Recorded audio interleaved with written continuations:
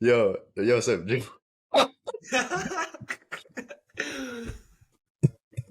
What's up, Cam? Oh, okay, yo. My name is Cam. It's weird if you just have a conversation, you're like, yo, what's up, Cam? Hey, so actually, my name is Cam. Okay, okay. If anyone is listening to this, this is the Optimized Podcast. My name is Cam. I'm the president of Optimized. Oh, shit. Should I say what school I go to? Nah, and don't leak it out there. Them crazy motherfuckers be like, Cam Scoglio. Cam, I'm gonna fuck this guy's life up. Scoglio. Um, and we are the hosts of the Optimized Podcast, where we're gonna talk about some topics that me and Joowan are interested in. We love that Andrew Huberman stuff. We love that optimized stuff, personal growth, leadership, and of course our own optimized club. Joowan, Yes. Yeah, my name introduction. is Joowan. I'm a co-leader. I have 2 million subscribers on YouTube. Maybe in bro, oh my gosh, I need to drink some water. Fellow buddies of Cam, and we started Optimize together. Well, not the club, Optimize podcast together. We're all about Yeah, personal growth, self-improvement, and we are also into Andrew Huberman, implementing science-based tools into your life. We're gonna have very interesting topics. yeah. So the topic we're doing today is we are going to be talking about some three books each that changed our lives. We actually have like a little doc, and some of them are actually pretty similar. So that means these books that we're about to tell you guys about, you should probably read because us two really helped us. I mean, if you're similar to us, that should be enough proof. Okay, so so You have Juwan, I see start? the first one you put was Can't Hurt Me. Hmm. What made you put that book?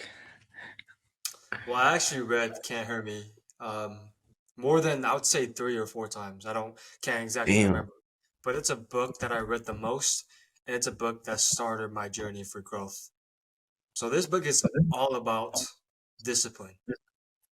The author David Goggins, to give you some background, he's a Navy SEAL, and he is a hell of a motherfucker. I mean, he's known to be the hardest man on earth. Born from a pretty tough, rough family, um, dealing with child trauma from his dad, and having tough childhoods growing up, facing racism. And I think he was one of the 23rd Navy SEALs, 23rd Black Navy SEAL in the entire Navy SEAL.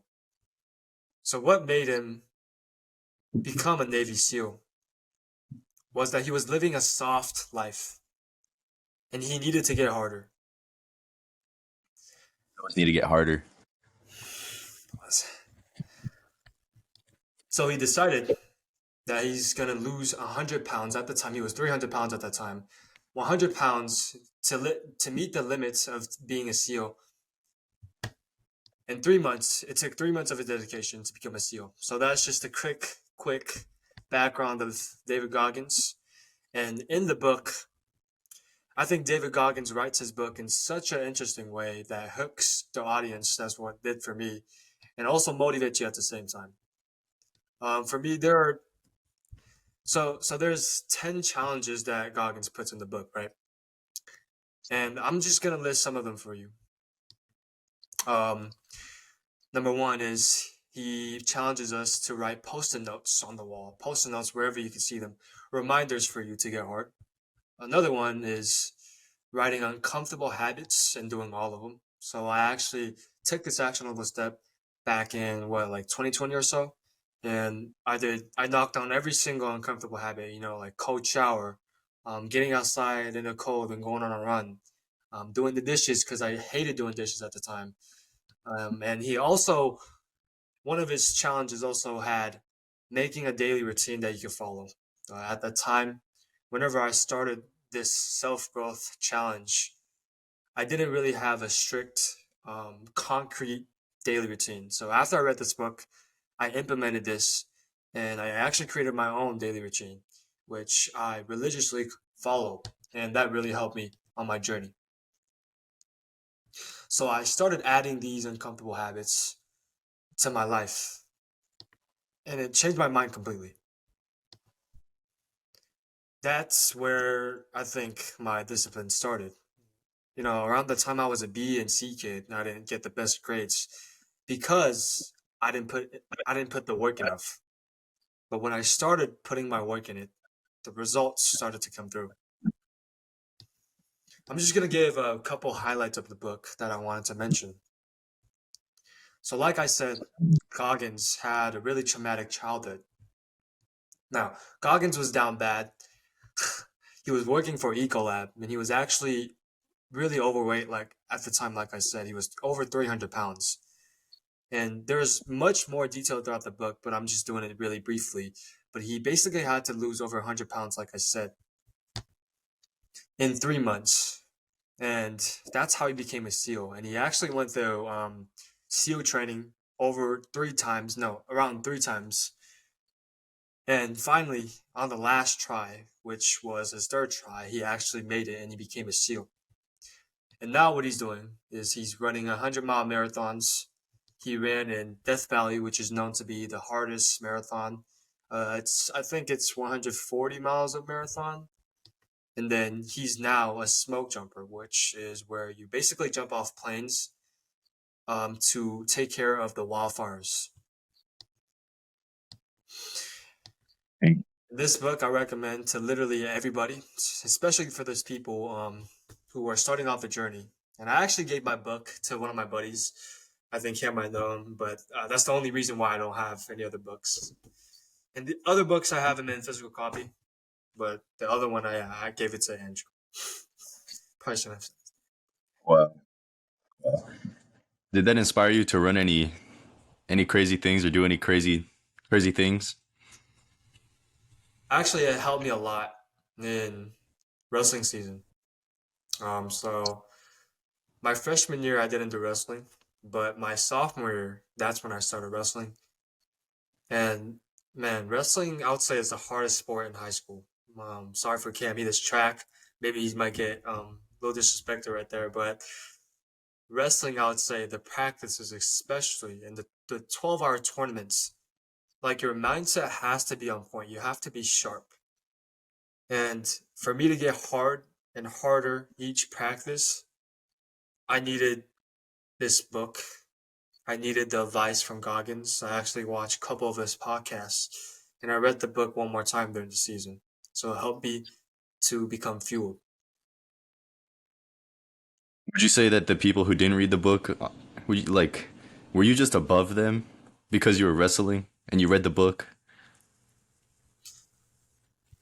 Well, during the time, well, there are definitely people that are harder than me in wrestling, just mentally, even they're worse than me. So I wasn't the number one, but I definitely was in the top five who put in the effort, Dang, put in the work, dang. and I had a mindset that I would not lose a match. But yes, I lost a couple, but my mindset was what allowed me to do so good in my first year. That reminds me of so one of the books that I put on here, it was kind of like an honorable mention just because it was going to be pretty short. Yeah.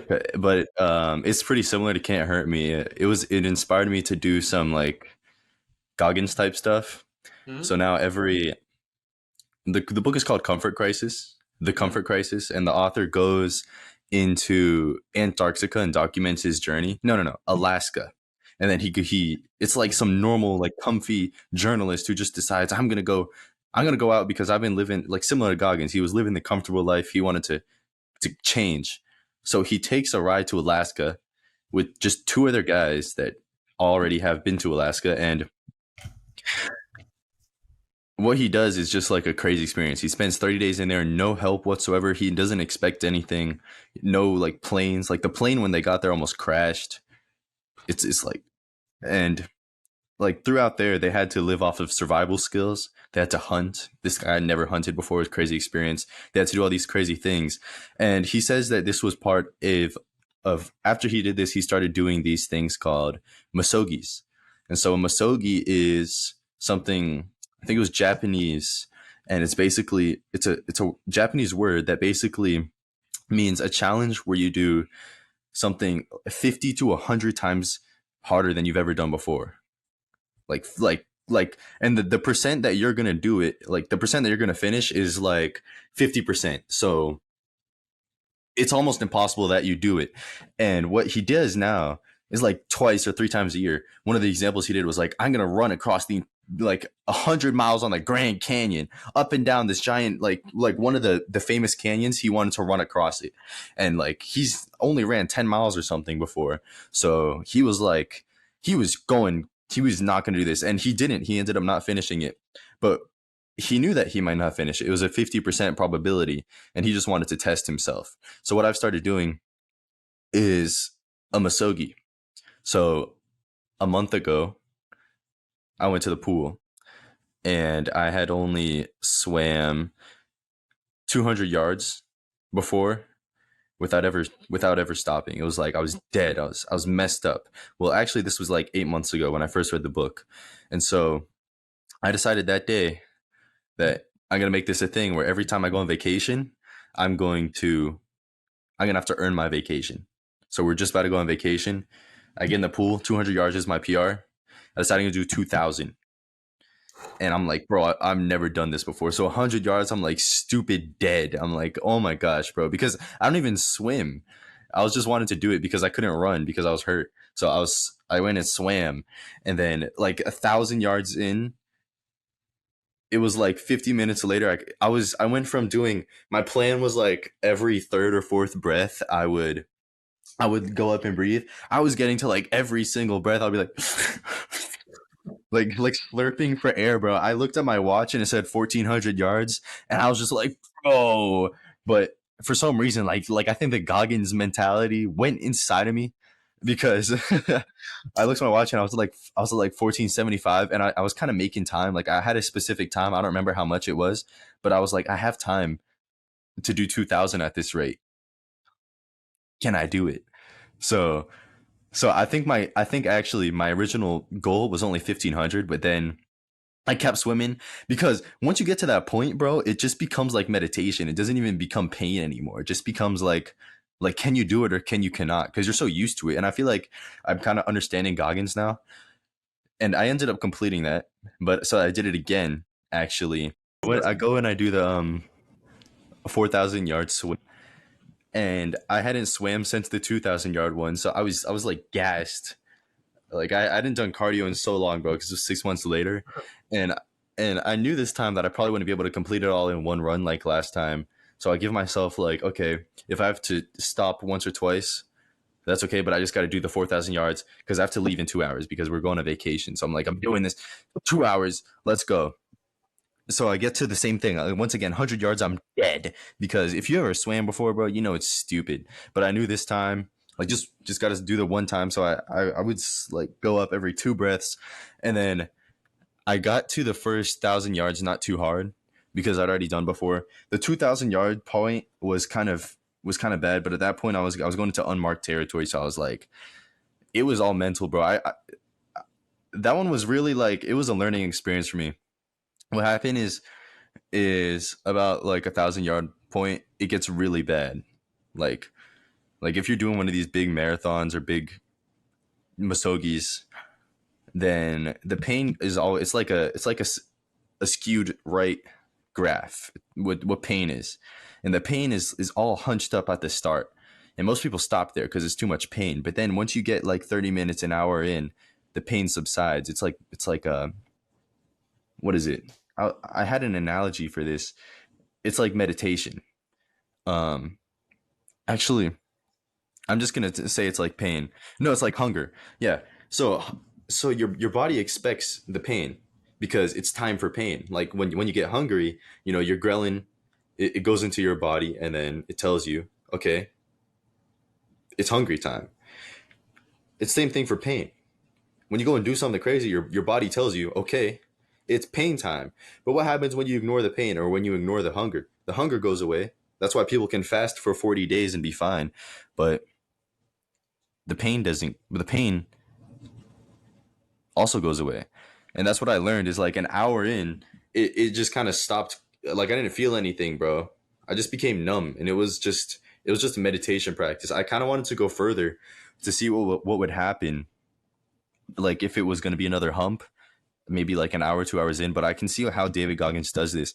If you get fast past that first pain point, then it's really just all mental. It's not even physical anymore because you can do it. That's your mind. It's like you can do it. It's literally all in your mind, and it's so weird like that. Now that I think about it, it really is all your mind because you can do it. You know how he talks about the governor? Hmm.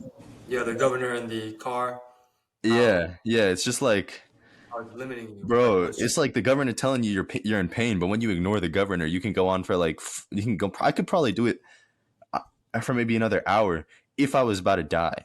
If I was can. about to die, I could probably do like a 10,000 yards. I'm gonna be honest. If I had a gun to my head, but it's just crazy what your mind can do. I also read "Can't Hurt Me," and that also just like changed my point of view on a lot of things. I remember I was doing a workout that day that I read it, and I was like, and I was tired. I just finished, and then I looked out, and I was like, if I had to do this for the next 24 hours, what percent would I be at? And I said to myself, 2%. And I was just like, bro, because that's just crazy, man. We can do things so much more if we just think we're gonna die to do it. So that's just Goggins' mentality right there. And another thing is he talks about the 40% rule. If people know about this, basically what it is the like you said when you were at like 400 yards or 100 yards when Yeah, you wanted to quit, when you were sore up in the body. That is actually Goggins says 40% of what you have left in you at that point. The first point you want to quit is your 40%. So if you keep this in mind, whether in workouts or whether you're reading a book or you're studying or just in life, whenever you want to quit, that point, if you understand that you're only at 40% maximum output and you have more left in you, then you could use that to fuel you to to dig into your rest of yourself, your mentality. And that is another thing that I implemented, the 40% rule.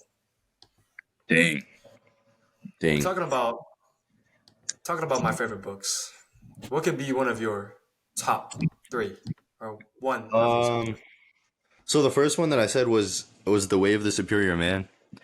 Just because it kind of changed my whole perspective on a lot of things. So what The Way of the Superior Man is, it basically describes how to become a superior man. And for a lot of people, well, at least a lot of people in our generation, at least, they don't understand women and they don't have purpose. And that gave me two insights into those two things. So um, there's a story that Joowan knows that I don't really want to get into. That I read The Way of the Superior Man, and then I understood women more, and I can say that the results came pretty quickly. It just kind of changes the women's attraction to you, and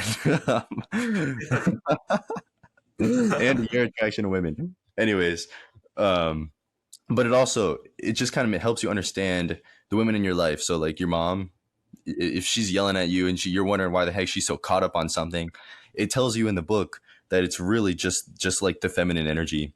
And if you as a masculine person, it can kind of just help you understand the dynamics and the relationships between people in your life, and especially just between men and women.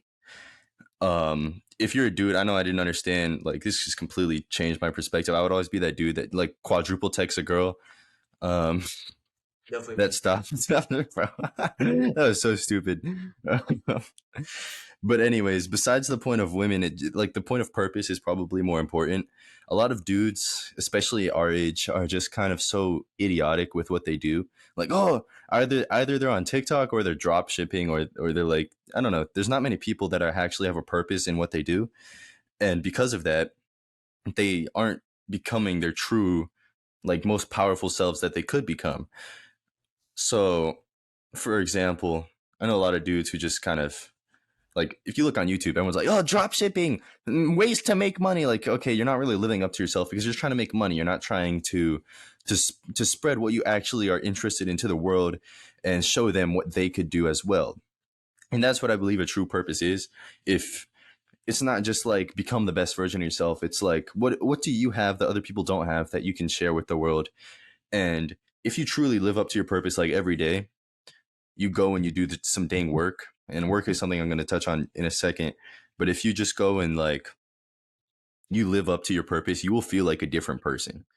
Recently, I've been just really truly trying to live to what I want to. Like this podcast right now is a part of that. I want to share, optimize with people. I want to share self improvement with the people around me, and of course, become my own personal self as like a leader and growing in people. So I've been truly like focused on that this summer and being purposeful with that. And I can tell you that my like my whole self has truly changed when it comes to having a true purpose. It took me a while.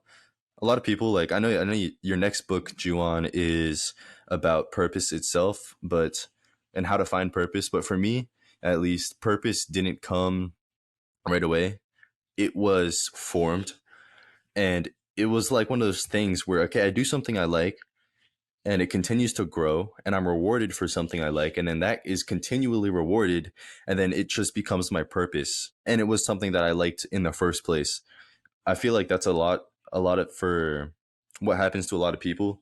They get continuously rewarded for something that they like to do, and because of that, they eventually grow into finding like this is my purpose. I think that happened for what Hamza did. He was like those people.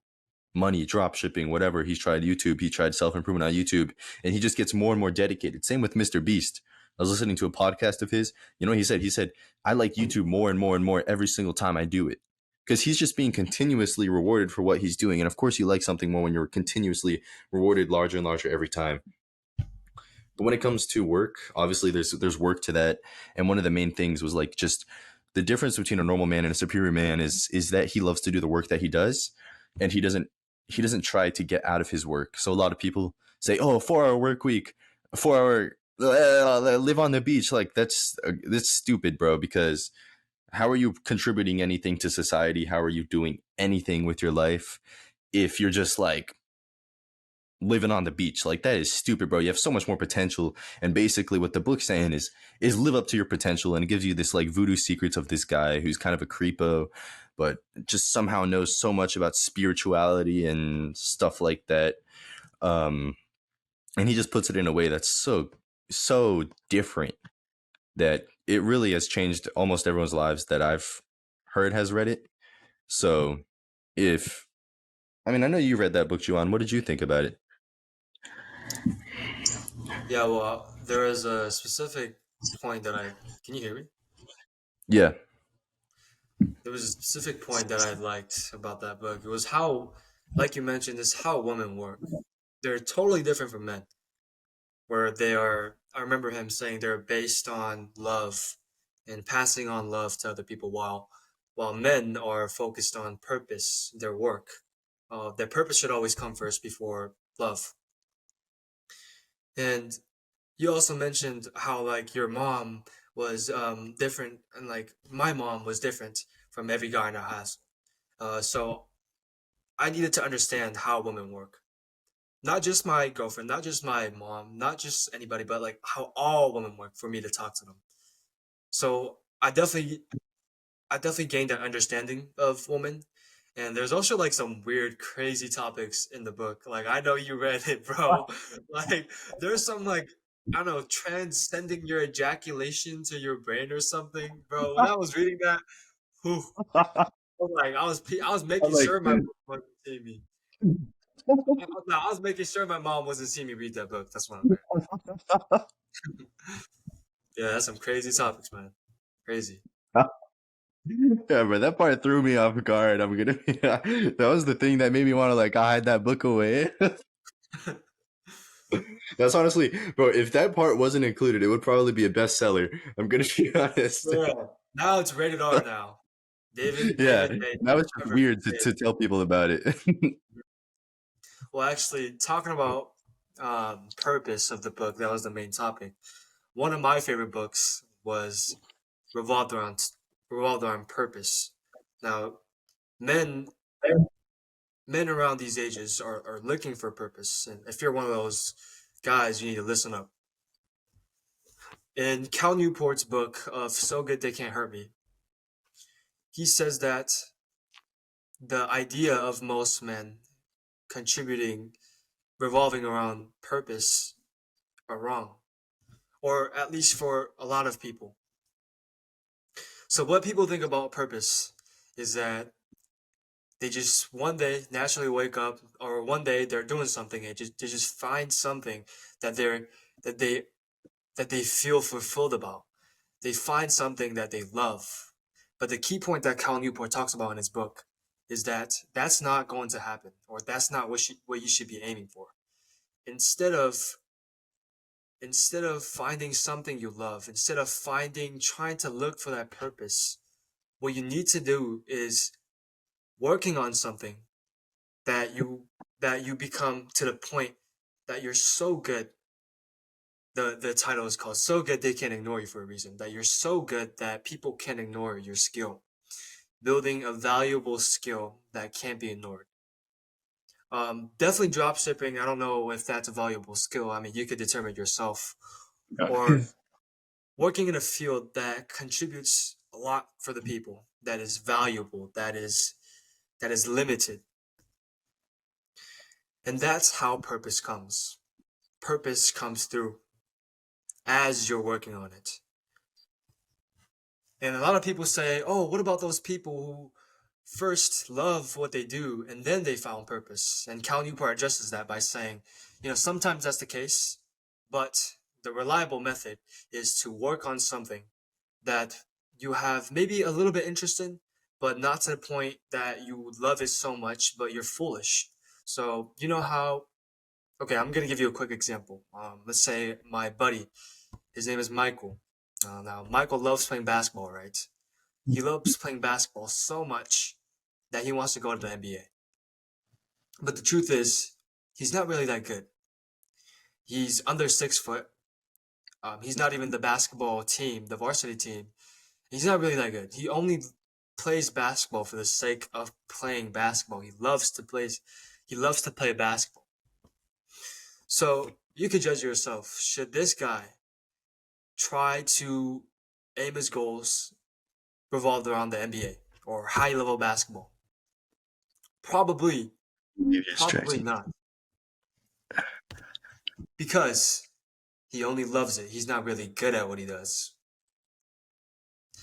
So that example just shows us that first, you need to build up to a point where you're so good. Then you could try to look for any areas of control. Because you're so valuable, now you are valuable enough to find control, whether that's talking to your boss and asking for one day off for a synchronous day or whatever. Control matters. And another thing you could do after that, after you build up to a point where you're so valuable, is then you could try to be on the lookout for mission or purpose. The So, goal for so you say I should get really good at one thing and then find my purpose? well, the point of the book is to, yes, get first. You need to find something that is rare and valuable that you need to work on, and it is done only through vigorous work. Deep work is another book Yeah. of Count Newport.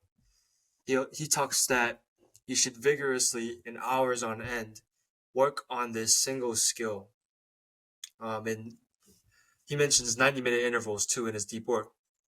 So if you Yeah. do this, you build up to a point that you have achieved rare and valuable skill.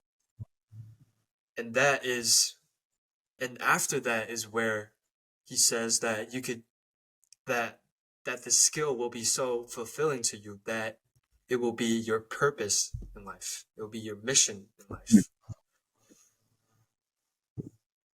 There are some parts that I agree with and some parts I disagree with, but that is what I have in my mind as of right now. The thing for me is like, how could you get so good at one thing if you don't have the purpose in the first place?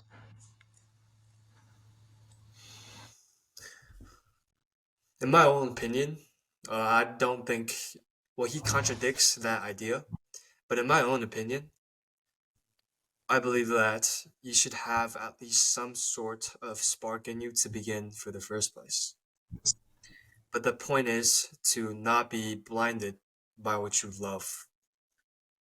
These people want to be. I feel like this book is targeted towards the people who are blinded from what they love. Um, Like like I Michael. said, if they love basketball, they're trying to go to the NBA. If they love, if they love Like if you're YouTube, they're trying Michael to be a YouTuber. and But you're they might, and you're they might not be five good at two. it. What you So say? would you say that this definition of purpose is different from the way of the superior man?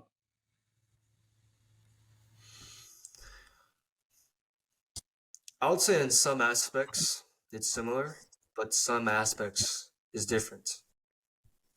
So this book, like I say over and over and again, it's not the purpose first, but the purpose later. But in the Way of Superior Man, David Data, I forgot how he approaches it. Um, how does he approach it, Cam? He approaches it like it's an onion. So every time that you have a new purpose, let's say I think that, my huge, gigantic purpose in life is to change a bunch of people's lives. But it's an onion, and that's the core. And an onion has all these layers that you have to peel off. So you have to start with the first layer, and you can only see the outer layer. So you know that, okay, my purpose right now is to improve the books that I read, because I know that, okay, maybe my book can kind of get me to that fuzzy thing in the middle. Maybe that fuzzy thing is just, you think of it right now as like the ultimate man, the superior man. And you know that the first purpose is to become more knowledgeable. So over the next 2 or 3 months, you start unpeeling that onion. And over time, you start to see the underlayer. And once you fully and completely unpeel that onion layer, you can see the one underneath, and you know that's the next step. And then all these little onion layers are your little purposes toward your gigantic purpose or big mission. And that's the way he describes it.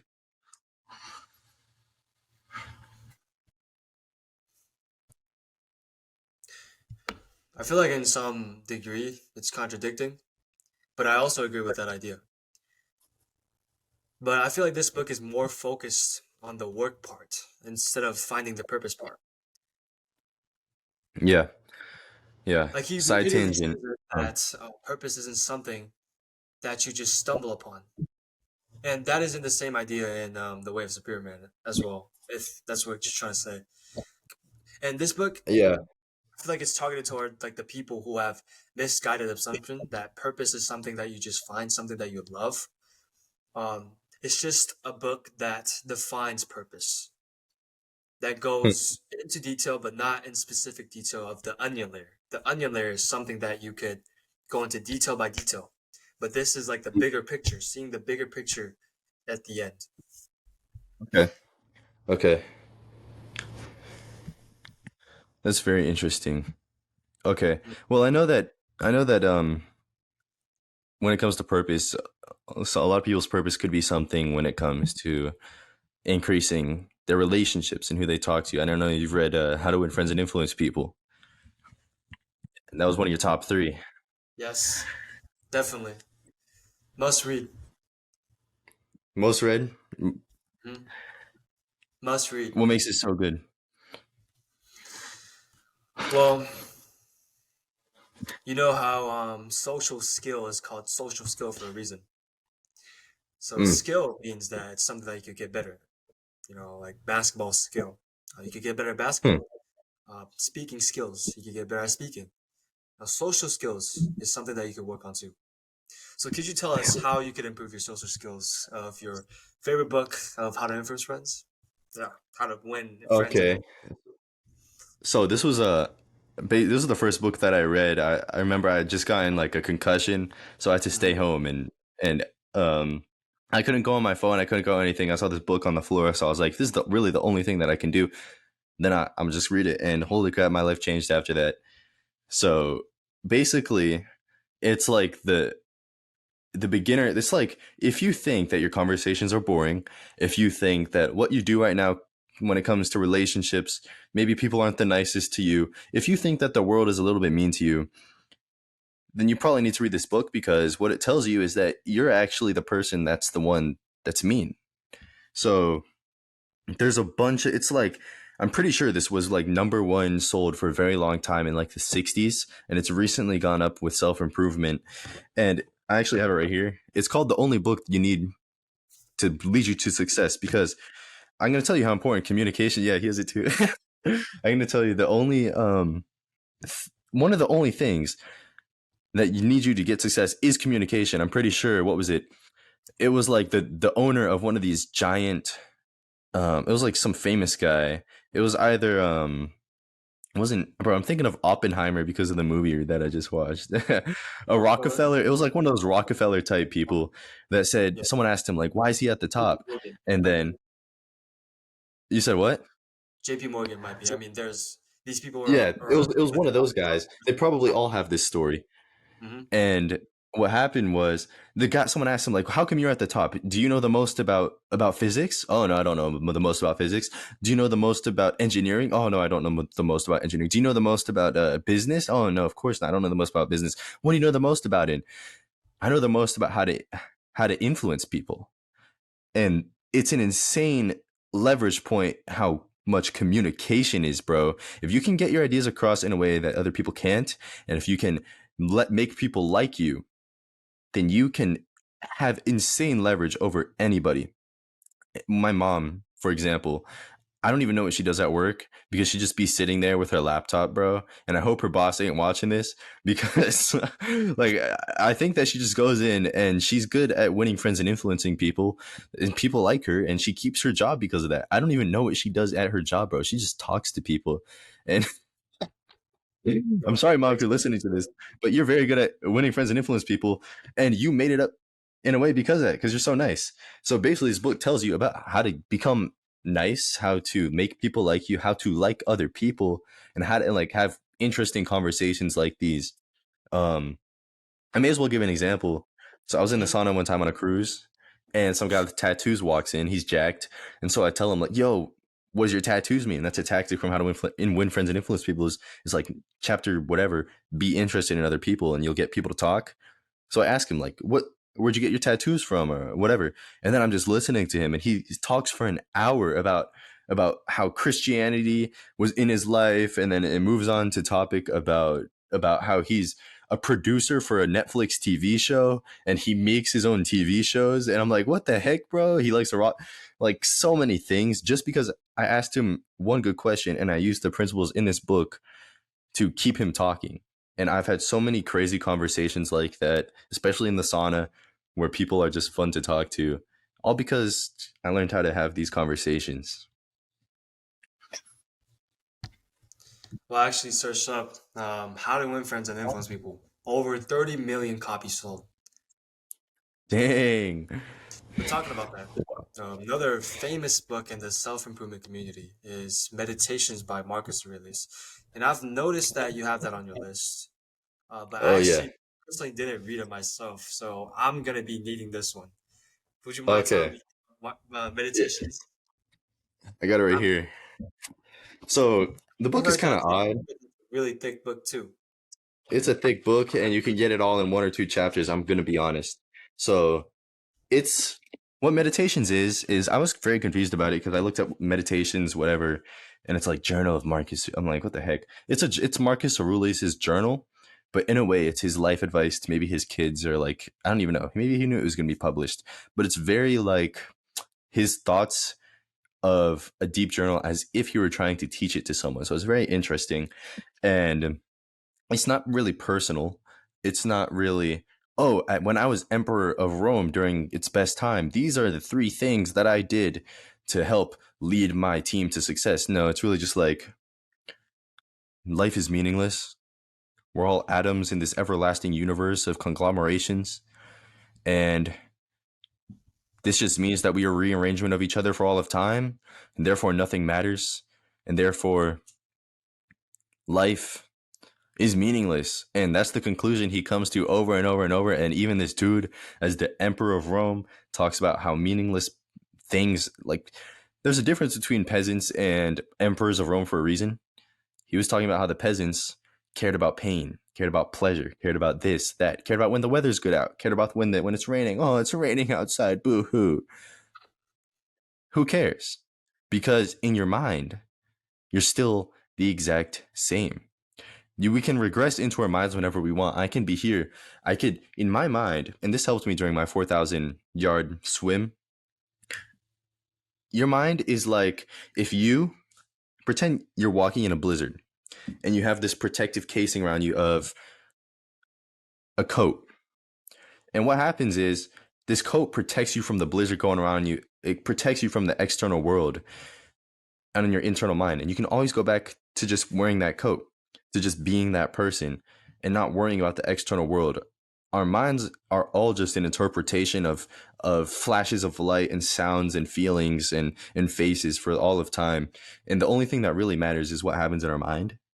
And so if we can control our minds and realize that everything is really just a perception and a feeling and be indifferent to that feeling, then we can control our minds whenever we want, and we can begin to not care about the stupid things like, oh man, it's raining out today. It's bad weather.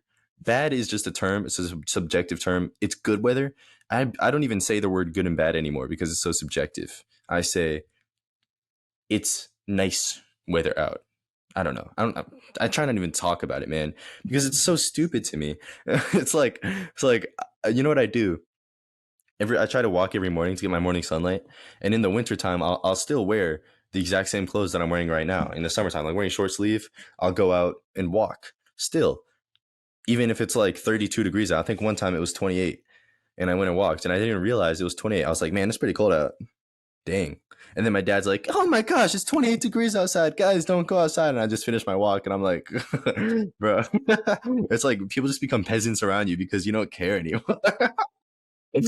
So, I highly recommend you read that book, Joowan. And also, if anyone else wants to just kind of achieve this level of indifference, as well as, I mean, it's just a highly recommended book. You don't have to read the whole thing, but I recommend reading one or two chapters, two or three times, because it's really him saying the same thing over and over. But you should take notes on it. You should really think about it. You should understand it, and that way you will become like Marcus Aurelius, who was this giant Roman emperor. Yes. So that was definitely a great summary of Meditations. I'll definitely look forward into reading that book. And so this is just a quick summary. We went over the book Can't Hurt Me by David Goggins. You said How to Win Friends and Influence People. And you also said Meditations by Marcus Aurelius. And So Good They Can't Ignore Me. The last one was The Way of the Superior Comfort Man by crisis. David Goggins. Oh yeah, The Way of the Spear Man and The Comfort Crisis. So those are like our seven best books, and seven is the magic number for remembering. So I recommend you read. If you read all seven of those books, you'll probably become an alpha beast god.